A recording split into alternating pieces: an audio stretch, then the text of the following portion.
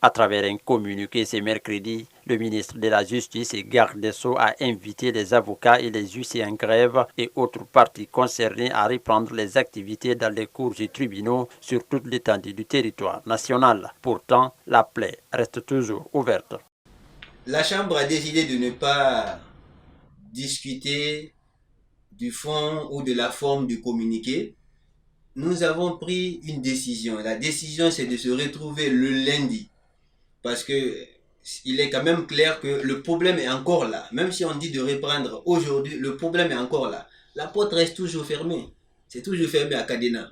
Donc comment nous, huissiers de justice, pouvons avoir accès à cette porte tant qu'elle n'est pas ouverte? Et pour pouvoir l'ouvrir, le débat se pose sur la suppression de la réquisition.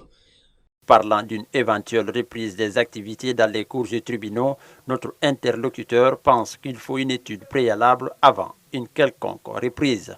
Nous pensons qu'il est mieux de prendre le temps d'examiner ces points-là au lieu de se rendre à faire ce constat. Parce que ce sont ces points-là, lorsqu'ils seront débattus et qu'une concertation aura lieu là-dessus pour trouver des solutions, que franchement tout le peuple de Guinée peut se sentir soulagé, que les exécutions maintenant vont reprendre comme d'habitude. La suspension des activités continue parce que le problème n'est pas levé. Le problème ne se situe pas simplement à ce que les cours et tribunaux reprennent, mais c'est de chercher à trouver des solutions pour ne pas que après-demain, on se retrouve encore en débrayage.